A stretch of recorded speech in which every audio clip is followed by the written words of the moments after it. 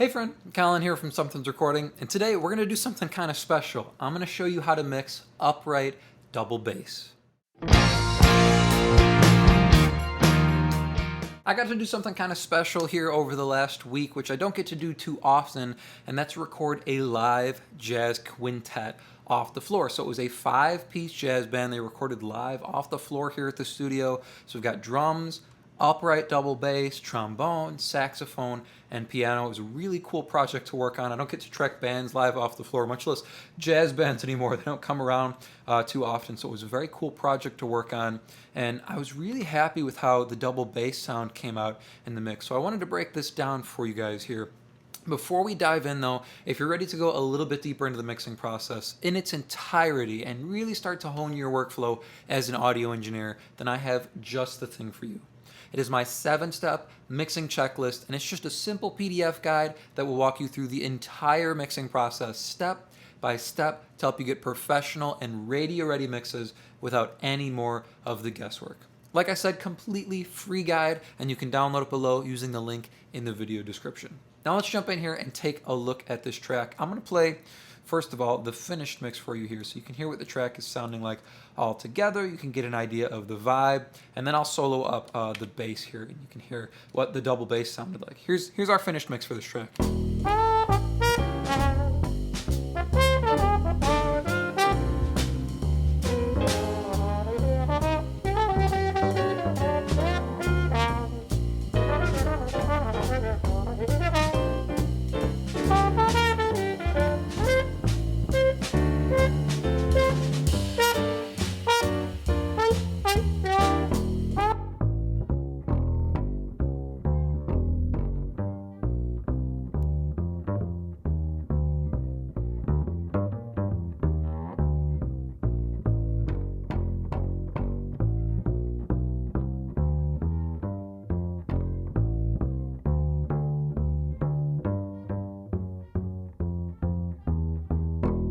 You can hear on the double bass there, although it's a very nice sound, it's a thick sound, it's got a lot of warmth to it. It is a DI, so the double bass player had a DI input on their double bass, which was really nice considering we were tracking live off the floor here. It negates a lot of the bleed. You can still hear a little bit of the bleed on the louder notes on the trombone here at the end, but it's not overbearing and it doesn't create any phase issues as we try and blend all these tracks together, doing different processing on the bass than we do on the trombone. So it gave me a little bit of flexibility in terms of what I can do with each of these tracks, getting some isolation on the bass and on the drums because the drums were back in the booth here. But let me take off all the processing. You can hear the raw bass sound.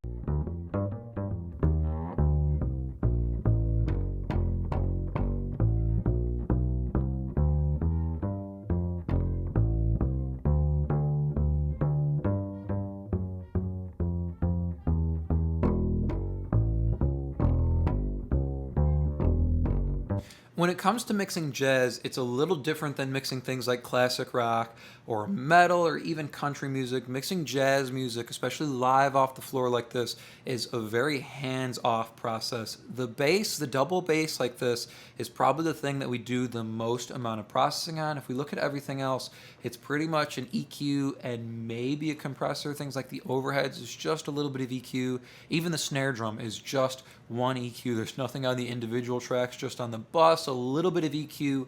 It's very natural sounding, it's very hands-off, but on the bass guitar we do want to get that nice warm bottom end coming from the double bass. So we're doing a little bit more work here on the bass guitar. The first thing I'm throwing in, instead of doing really heavy compression, which I would usually reach for, the 1176 on bass guitar, I'm putting a limiter at the front end here just to grab the bigger peaks on the upright double bass. He's using his fingers here, right, on an upright bass, so we get a little bit more dynamic range than we would get on a standard like rock style bass guitar, a Fender Rickenbacker or something like that. So I'm gonna hit play here at the end, and you can see the work our limiter is doing. It's only about 3 dB reduction here on some of the bigger peaks on our upright bass.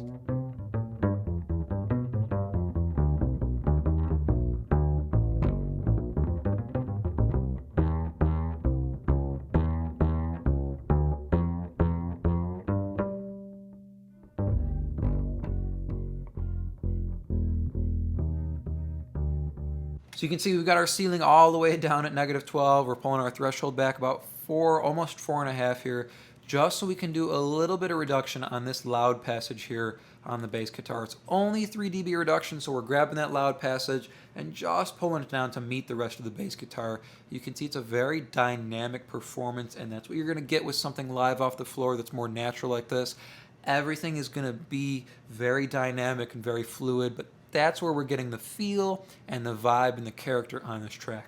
Not by compressing everything to sit really even and park it exactly where we want it, but exaggerating that dynamic range and really embracing the dynamic range we have. So just evening out some of those peaks there, just so things aren't too crazy and we don't have our bass jumping all over the place. We want to preserve that dynamic range, but I do want a little bit of control on some of those bigger peaks there. Next thing we're doing here, our first EQ, is quite literally just a high pass filter. I'm still using the same philosophy I use when I mix things like rock and metal here. I do want to control the bottom end before I boost the bottom end and try and give some warmth to this bass. So I'm rolling in the high pass filter to about 60 hertz here. We're at exactly 57 hertz with a 12 dB per octave slope here. So we're rolling off some of that sub area to begin with here, but you'll see we're going to get it back at the end of the chain here. So let me turn off our 2 plugins afterwards here. We're just going to A/B our high pass filter on the upright.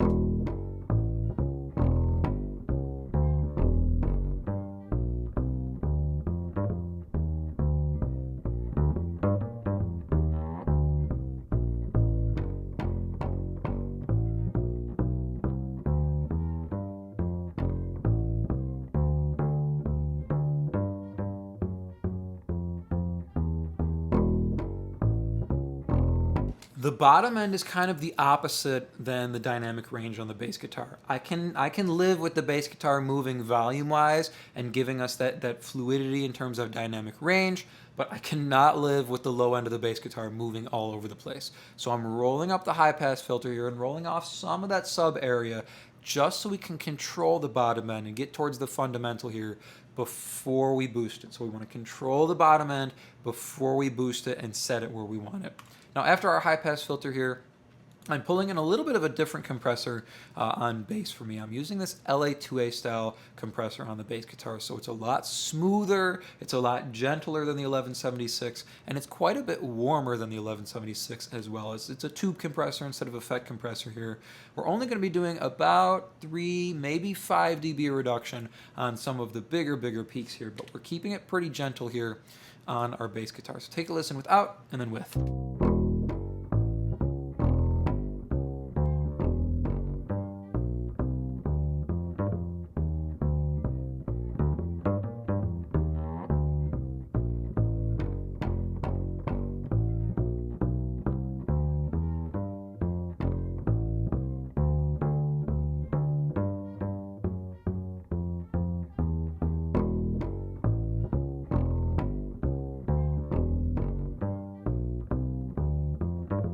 Only about 3 or 4 dB reduction here on some of these bigger peaks here, and it helps make sure wherever we sit the bass inside the track that we hear these quieter passages as well as the louder passages. It's not like we don't hear the bass and then these louder notes jump out and you're like, oh, there's an upright bass there. We hear pretty much all of the bass, although it does still have some volume change, so it can creep in and out in the track here, and we hear it more prominently where we need to hear it, and then it can tuck back and highlight the other instruments when we need that as well. Now, the last piece of the puzzle here is bringing up the bottom end. I'm boosting quite a bit lower than where I would normally boost on bass guitar. Usually I'm boosting around, 80 hertz here to try and sit it with the fundamental on where I'm boosting on the kick drum. But on an upright bass here, we have quite a bit more bottom end than we normally would on a normal rock style or metal style bass guitar here.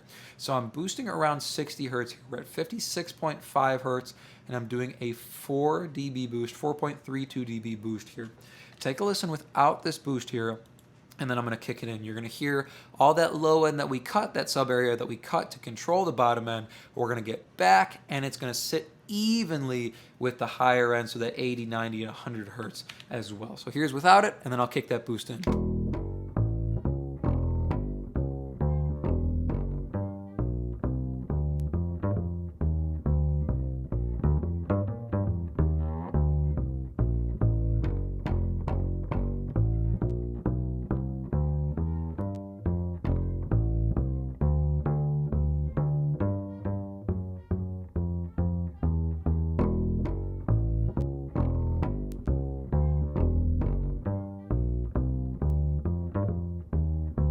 That 4 dB boost around 60 hertz there is exactly what we needed to give this upright, the double bass, the bigness it needs to sit in the bottom end of this track. So let's throw it in with the rest of the instruments and take a listen one more time.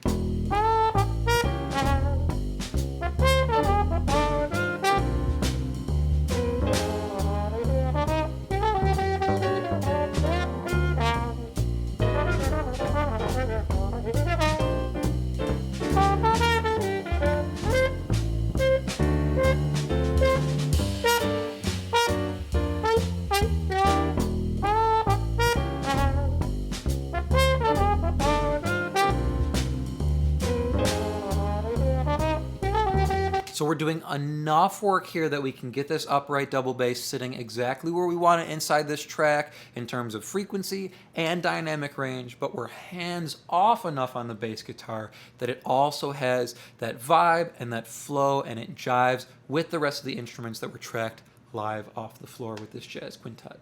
I hope that was helpful for you, and I hope it was interesting to see mixing upright double bass in terms of a live jazz quintet. But as I mentioned at the beginning of the video, if you're ready to go a little bit deeper into the mixing process and start leveling up your workflow, then definitely check out the link in the description for my 7-step mixing checklist. This checklist is completely free, and it's going to help you get more professional mixes in less time. Thank you so much for watching, and I will see you in the next video.